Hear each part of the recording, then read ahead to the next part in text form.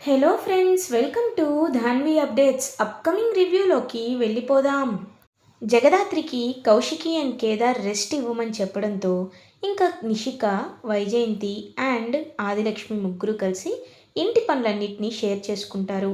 ఆదిలక్ష్మి ఇల్లు ఊడుస్తూ ఉంటే వైజయంతి ఇంకా డిషెస్ వాష్ చేస్తూ ఉంటుంది. ఒకవైపు నిషిక ఏమో వెజిటేబుల్స్ని కట్ చేస్తూ ఉంటుంది. సో అలా ముగ్గురు మూడు పనులు పంచుకునేసరికి కౌశికి, జగదాత్రి ఇద్దరు అలా వాళ్ళ వైపు చూస్తూ ఉంటారు. దాత్రి, నువ్వు మాత్రం రెస్ట్ తీసుకో సరేనా అని చెప్పి కౌశికి ఎంతో హ్యాపీగా అక్కడి నుండి వెళ్ళిపోతుంది. ఇది ఇలా ఉండగా దివ్యాంక కొన్ని పోస్టర్స్ని రెడీ చేపిస్తుంది. రెడీ చేపించి, కౌశికి, నువ్వు నాలో అన్నిట్లో టాపే ప్రతి విషయంలో, కాబట్టి నీ పరువు తీయాలంటే నేను ఇలా చేయక తప్పదు, నిజాన్ని బయట పెట్టబోతున్నాను అని చెప్పి ఇంకా అలా కొంతమంది రౌడీలకు చెప్పి రే, రాత్రి ఎవ్వరూ చూడని టైంలో ఈ పోస్టర్స్ అన్నీ వజ్రపాటి ఇంటి ముందు ఉండాలి, అర్థమైందా అని అంటుంది. అర్థమైంది మేడం అని చెప్పి ఇంకా వెంటనే అలా అన్ని పోస్టర్స్ని అయితే చూపిస్తారు. సో ఇంకా దివ్యాంక క్రూయల్గా నవ్వుకుంటూ అక్కడి నుండి వెళ్ళిపోతుంది. ఇది ఇలా ఉండగా మార్నింగ్ అవుతుంది. శ్రీవల్లి ముగ్గు వేయడానికి ఇంటి ముందుకి వెళ్ళేసరికి ఒక్కసారిగా ఆ పోస్టర్స్ని చూసి శ్రీవల్లి షాక్ అయిపోతుంది. వెంటనే ఆ ముగ్గుని కింద పడేసి మరీ పరిగెత్తుకుంటూ వచ్చి ఆ అన్నయ్య అన్నయ్య అని చెప్పి ఏడుస్తూ ఉంటే ఏమైందమ్మా శ్రీవల్లి అని అడుగుతారు. అన్నయ్య ఒకసారి మీరే బయటకు వచ్చి చూడండి అని చెప్పి ఇంకా అలా బయటికి వచ్చి చూపించేసరికి ఒక్కసారిగా షాక్లో ఉండిపోతారు అందరూ. ఎందుకంటే అక్కడ ఒక పోస్టర్ అనేది ప్రత్యక్షమవుతుంది. ఆ పోస్టర్లో ఏముంటుందంటే ఈ సుధాకర్ అంకుల్ ఏమో శ్రీవల్లిని బాగా కోపంగా తిడుతున్నట్టు ఎక్స్ప్రెషన్ పెడుతూ పక్కన రాసి ఉంటుందన్నమాట. సుధాకర్ పెళ్ళికి ముందే తప్పు చేయడం వల్ల శ్రీవల్లి పుట్టింది, కాబట్టి శ్రీవల్లిని వదిలించుకోవాలని శ్రీవల్లిని చంపడానికి ప్లాన్ చేశాడు. శ్రీవల్లికి ప్రాణాపాయం ఉంది, శ్రీవల్లిని కాపాడుకోవాలి, జస్టిస్ ఫర్ శ్రీవల్లి అని చెప్పి పోస్టర్స్ అయితే ఉంటాయి. ఒక్కసారిగా అది చూసి ఇంకా షాక్లో ఉండిపోతారు కేదార్ వాళ్ళు. వైజయంతి కూడా అలా చూస్తూ ఉండిపోతుంది. ఇప్పుడు ఏం చేయాలో నాకేమీ అర్థం కావటం లేదని చెప్పి చాలా అంటే చాలా కంగారు పడిపోతూ ఉంటాడనమాట. యువరాజ్ అయితే ఇప్పుడు ఈ సమస్య నుండి అసలు ఈ విషయం ఎలా తెలిసింది, ఎవరికి తెలిసింది, నాకేమీ అర్థం కావట్లేదే అని అనుకుంటుంటే ఇంకా అప్పుడే కరెక్ట్గా శ్రీవల్లి ఆలోచనలో పడుతుంది. అప్పుడే దివ్యాంక కౌశికి వాళ్ళ ఇంటికైతే వస్తుంది. ఇదంతా ఎవరు చేసుంటారు, అయినా ఇలాంటి పోస్టర్లు మన ఇంటి ముందు ప్రత్యక్షం అవడం ఏంటి, అది కూడా శ్రీవల్లిపై రూమర్ రావడం ఏంటి, నాకేమీ అర్థం కావటం లేదు అని చాలా కంగారు పడుతుంటే నేను చెప్తాను అంకుల్, నేను చెప్తాను అని దివ్యాంక వాళ్ళ ఇంటికి వస్తుంది. ఒక్కసారిగా దివ్యాంకను చూసి షాక్లో ఉండిపోతుంది తనైతే కౌశికి. హో, ఇది నీ పనా, అయితే బాబాయ్ మనమేం భయపడక్కర్లేదు, ఎప్పుడు న్యూస్లో నిజాయితీనే ఉండదు ఈ దివ్యాంకకి, అలాంటిది తను చెప్తే ఎవరు నమ్ముతారు అని అంటుంది కౌశికి. వెంటనే జగదాత్రి, కేదార్ కూడా అదే అంటారు.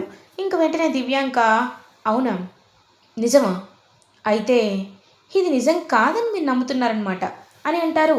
జగదాత్రి అవును, ఇది నిజం కాకపోవచ్చు, ఎందుకంటే ఒకవేళ నిజమైతే నువ్వు ఈ పాటికే మీడియాలో అందరి ముందు డిస్కస్ చేసేదానివి, కానీ మా ఇంటి ముందే ఎందుకు ఇది కావాలని పేస్ చేసావు అంటే దానికి కారణం ఏంటి, నువ్వు భయపడుతున్నావు, ఈ నిజం అందరికీ తెలిస్తే నీ మాటలు ఎవరు నమ్మరనే ఇలా చేసావు కదా అని అంటారు.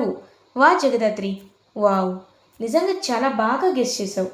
అవును, నేను చెప్తే ఎవరు నమ్మరనే నేను ఇలా చేశాను అని అనుకుందాం, okay, that's taken for the granted, but one thing, ఇది నిజమో కాదో ఇక్కడున్న కొంతమందికి బాగా తెలుసు అని వాళ్ళ వైపు చూస్తూ ఉంటుంది. ఒక్కసారిగా ఇంకా వీళ్ళు కంగారు పెడుతూ ఉంటారనమాట యువరాజ్ వాళ్ళు. ఇదేంటి ఇలా మాట్లాడుతుంది, మా వైపు చూస్తుందేంటి, ఒకవేళ ఈవిడికి నిజం తెలిసిపోయిందా అని యువరాజ్ అయితే అలా చూస్తూ ఉంటాడు. సరే, నిజం అనేది నిప్పు లాంటిది, మీరు ఇవాళ నమ్మినా నమ్మకపోయినా రేపు నిజాలేంటో మీకే తెలుస్తాయి కదా, ఈరోజు మీది, రేపు వేరే వాళ్ళది, అలా ఒకరోజు మీ రియలైజేషన్ మీకే వస్తుంది. కౌశికి, ఇది నేను పక్కాగా సాక్ష్యాలు సంపాదించి ఖచ్చితంగా అందరి రంగు బయట పెడతా. పెట్టి తీరుతాను. అప్పుడు నీకు అర్థమవుతుందిలే అని చెప్పి దివ్యాంక అక్కడి నుండి వెళ్ళిపోతుంది. ఇంక వెంటనే అలా అసలు ఈ పోస్టర్లు అతికించాల్సిన అవసరం దివ్యాంకకి ఏముంది? ఎప్పుడూ లేనిది దివ్యాంక ఇలాంటి ప్లాన్ ఎందుకు చేసింది అనుకుంటే యువరాజ్ ఏమో కవర్ చేయడానికి అదేముందక్క, ఏముంది, మన ఫ్యామిలీపై ఎప్పటి నుండో తనకి గ్రడ్జ్ కదా, అందుకే ఇలా చేసుంటుందేమో అని అంటారు. అంతే అమ్మే, వబ్బోడు చెప్పింది 100% కరెక్ట్ అని అంటుంది. లేదు, ఇదంతా చూస్తుంటే తను కావాలని గ్రడ్జ్తో చేసినట్టయితే లేదు అని అంటుంది జగదాత్రి. బాబ్ మావయ్య గారు, ఒకవేళ నిజంగా ఈ పోస్టర్లో ఉన్నది నిజమేమో అని అంటుంది. ఒక్కసారిగా షాక్లో ఉండిపోతారనమాట. వెంటనే ఇంకా కేదార్ అయితే అవును నాన్న, ఈ పోస్టర్లో ఉన్నది నిజం అవ్వచ్చు కదని అంటారు. అంటే ఏంటి కేదార్, ఏమంటున్నావు నువ్వు? నేను కావాలనే శ్రీవల్లిని చంపాలనుకుంటున్నానా? నా వల్ల శ్రీవల్లికి థ్రెట్ ఉంది అని అంటున్నావా అని అంటారు. లేదు మావయ్య గారు, కేదార్ ఆ ఉద్దేశంతో అనటం లేదు. కేదార్ అనే ఉద్దేశం వేరు. ఒకవేళ శ్రీవల్లి నిజంగా మీ కన్న కూతురు అయ్యుంటే, అందుకే శ్రీవల్లి విషయంలో ఇలా జరుగుతూ ఉంటే అని అనేసరికి ఒక్కసారిగా అలా ఇంకా షాక్లో ఉండిపోతారనమాట. వెంటనే ఇదేంటి, వీళ్ళింత కరెక్ట్గా గెస్ చేశారు, ఇప్పుడు ఏం చేయాలని చెప్పి చాలా అంటే చాలా కంగారు పడుతూ ఉంటాడు యువరాజ్. అంటే అని ఇంకా ఆలోచనలో పడతారు సుధాకర్ కూడా. శ్రీవల్లి మీ కన్న కూతురు అనే విషయం ఎవరికి తెలియకుండా ఉండాలనే పాపారాయుడు మావయ్య గారు బయటికి తీసుకువెళ్తున్నారేమో, దీనికి కారణాలు కూడా చాలా ఉండాలి కదా అని జగదాత్రి అనగానే, అంటే అంటే నా అన్నయ్య కేదార్, కేదార్ అన్నయ్య నాకు నిజంగా సొంత అన్నయ్య అని చెప్పి పాపం వెంటనే కేదార్ని వెళ్ళి హక్ చేసుకుంటుంది తనైతే శ్రీవల్లి. ఇంకా కేదార్ చాలా అంటే చాలా హ్యాపీగా ఫీల్ అవుతాడు. కేదార్, జగదాత్రి ముగ్గురు ఎంతో సంతోషంగా ఉండేసరికి సుధాకర్కి ఏం చెప్పాలో అర్థం కాదు. అమ్మే, నువ్వు బాగా ఎక్కువ మాట్లాడుతున్నావో, అయినా శ్రీవల్లి ఏంది, బో కూతురేంది, ఇది నేను ఒప్పుకోనంటే ఒప్పుకోను అని అంటుంది. మీరు ఒప్పుకోవాల్సిన పని లేదు అత్తయ్య గారు, సాక్ష్యాలు చూపిస్తే అవే నిజాలు బయటకు వస్తాయి కదా అని అంటుంది. ఒక్కసారిగా ఇంకా అలా సుధాకర్ అయితే ఆలోచనలో పడతారు. ఇప్పుడు నిజం తెలిస్తేనే ఇలా అందరి ముందు పరువు పోతుందేమో అని ఆలోచించారు. కానీ ఇప్పుడు నిజంగా జగదాత్రి చెప్పినట్టు ఈ విషయం బయట పెడితే నా పరువు ఏమైపోతుంది అని చెప్పి ఇంకా అలా ఆలోచనలో పడతారనమాట సుధాకర్. అప్పుడే కేదార్ సుధాకర్ దగ్గరికి వచ్చి, నాన్న మీ గురించి మేము ఆలోచించాం, మీ గురించి మీరున్న ఇబ్బంది గురించి నేను అర్థం చేసుకున్నాను. కానీ ఒక ఆడపిల్లగా తనకు కూడా ఒక గుర్తింపు కావాలి కదా, తనకి నాన్న అంటే ఈయన అనే ఒక తోడు కావాలి కదా.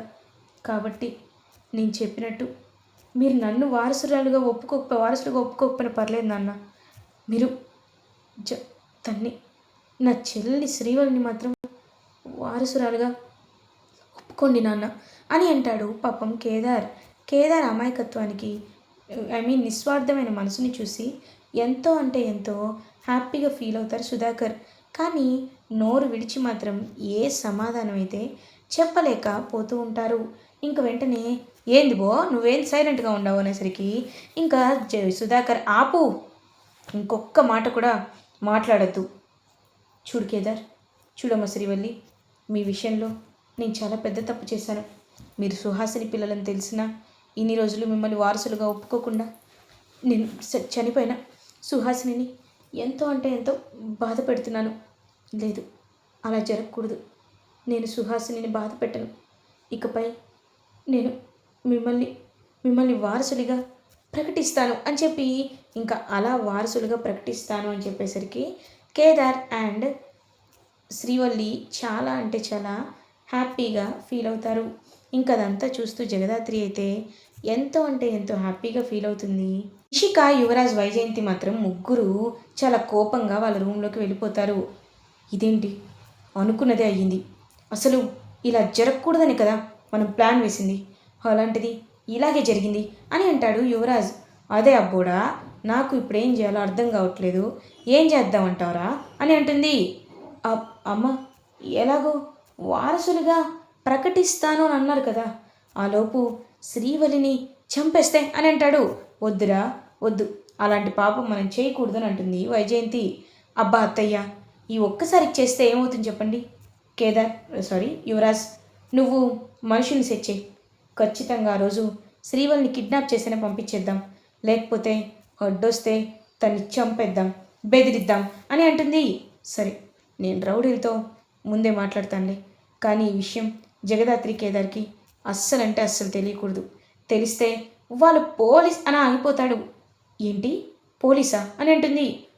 అదే, వాళ్ళకి పోలీస్ బ్యాక్గ్రౌండ్ ఎక్కువ కదా, ఏది కొంచెం డౌట్ వచ్చినా వెంటనే ఆ జేడీకి చెప్పేస్తారు కదా. అలా జరిగితే మనం అనుకుందంతా నాశనం అవుతుంది. అందుకే అలా అన్నాను అని అంటారు. సరే, నువ్వు చెప్పిందే చేస్తానని చెప్పి ఇంకా అందరూ గట్టిగా ఫిక్స్ అయిపోతారు.